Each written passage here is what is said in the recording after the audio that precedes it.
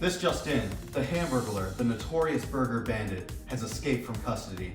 The thief has holed himself inside of a local McDonald's and is currently in a standoff with the police. The police report that he currently has 27 hostages inside the burger joint. Thoughts on this, Dylan? That sucks. The hamburger is an iconic American meal. McDonald's alone sells 2.5 billion hamburgers every year, half of which are eaten by my fellow reporter, Christian. Thanks, Dylan. In order to sell this many hamburgers, McDonald's first has to cook them to be edible. Although we can cook burgers to a food-safe level easily, what if there was a super picky eater that would only eat a hamburger if one specific point inside was at exactly 60 degrees Celsius? Police report that these are the exact demands of the Hamburglar himself in order for the 26 hostages' safe release. Current meat thermometers don't have the accuracy needed to map that out. This is where the heat equation comes in to save the 25 hostages. The heat equation is a partial differential equation given by the formula on screen. You may be wondering, what does any of that mean? Luckily, you don't need to know the specifics.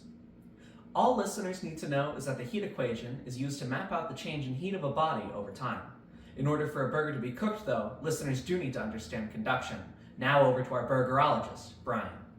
Hi, thank you, Dylan. Did you know that burgers shrink when cooked? That's right. The shrinkage is due to moisture content being evaporated from heat transfer occurring in the burger. However, the kind of heat transfer is different to the situation, and here we have two scenarios which are very common in most kitchens across America.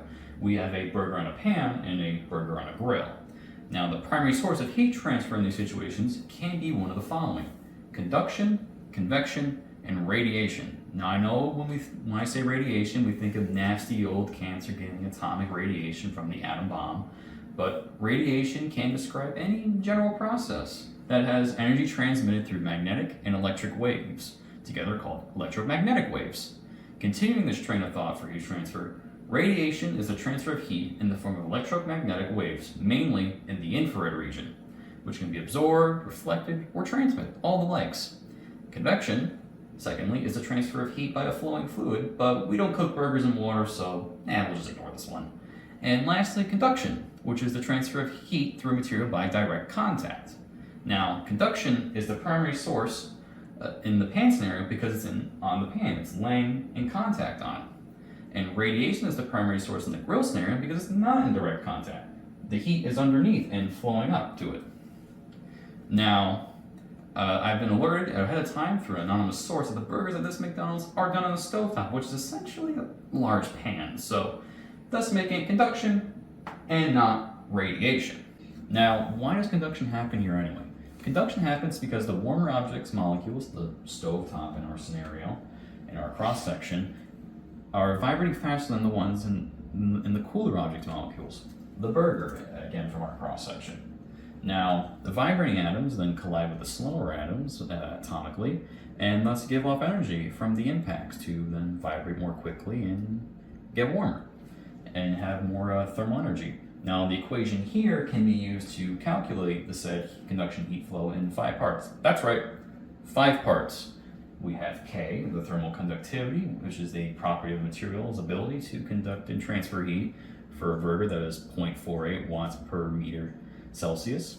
And then we have beneath next to that the area of the object that is flowing through. Then we have L, which is the thickness or length of the object.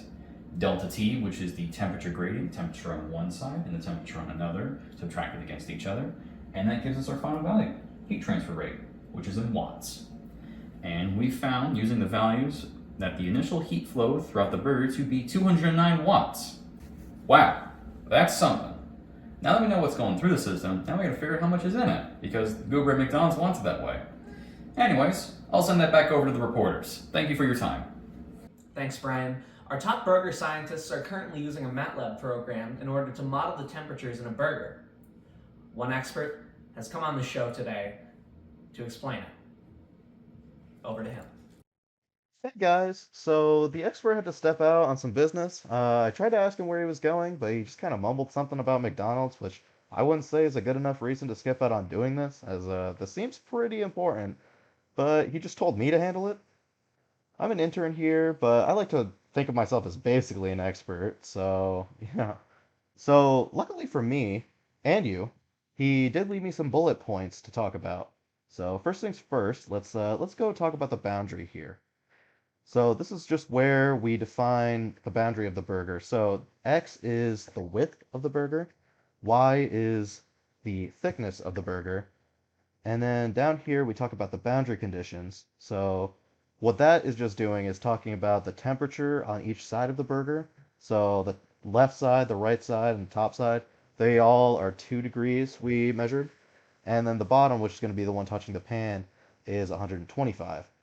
So then after this is a bunch of setup for like matrices and times and stuff like that. That's a little bit past the jurisdiction for this explanation, so let's just skip to here where some of the interesting stuff starts happening. So we have a while statement here, while the error is greater than the tolerance, and that just means that everything past this is going to repeat over and over again until the error is less than the tolerance, until this isn't true. And that brings us to right here. We're going to be using the Jacobi method to plot all this stuff. And that literally is just using this equation, these equations, to find the temperatures at all the points. And this just, again, happens until this error is less than the tolerance. And it also updates the error and times and stuff like that because as the iterations occur, they're going to change a little bit over and over again. You'll see that in a second. And this is the really important part where all of what we calculated is turned into a figure, is plotted. So let's just get into that to show you. So again, the initial conditions, the sides and the top of the burger are 2 degrees and the bottom is 125. Let's get right into it.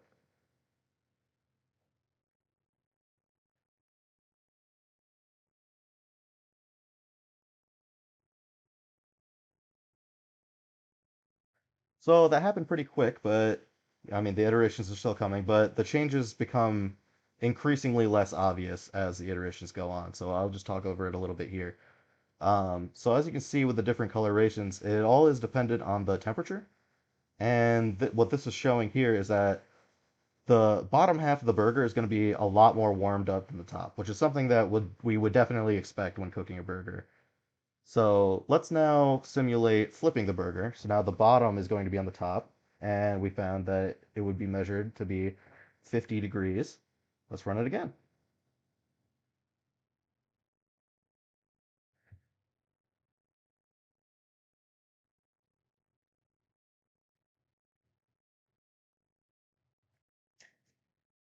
So as you can see here with these iterations, there's actually a lot more differences, but we're approaching the part where it's going to be negligible.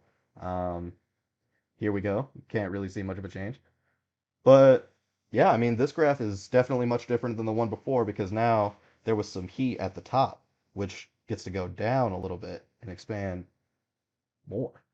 So yeah, it's very, very interesting stuff. So if you're interested and you have MATLAB, this code is going to be supplied to you, so feel free to check it out. To be clear, all I did was change some numbers around. The expert is really the one that wrote this code, and he is in the link.